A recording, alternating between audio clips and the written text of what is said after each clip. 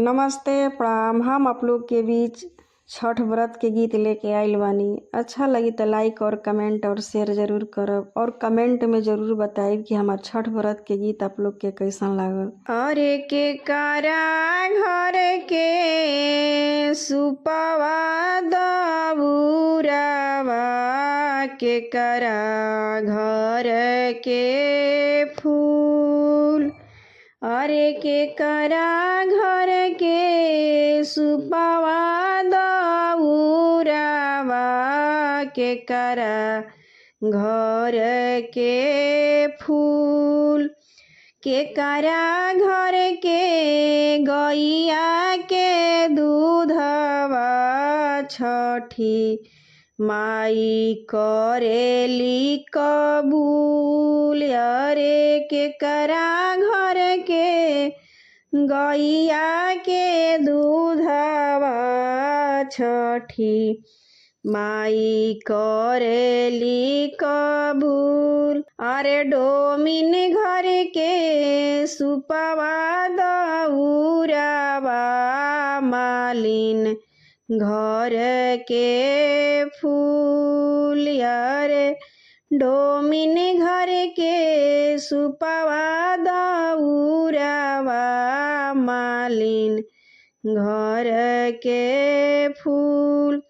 अहिरा घर के गैया के दूधवा छठिया माई करेली कबूल। अहिरा घर के गैया के दूधवा छठिया माई करेली कबूल। के करा घर के पियर धोतिया के करा घर के पान। के करा घर के पियर धोतिया के करा घर के पान। अरे के करा घर के माटी के दिया ना जलेला छठी माई के घाट। अरे के करा घर के माटी के दिया ना जलेला छठी माई के घाट। अरे बजा जवा घर के पियर धोतिया पनेरिया घर के पान। बजा जवा घर के पियर धोतिया पनेरिया घर के पान।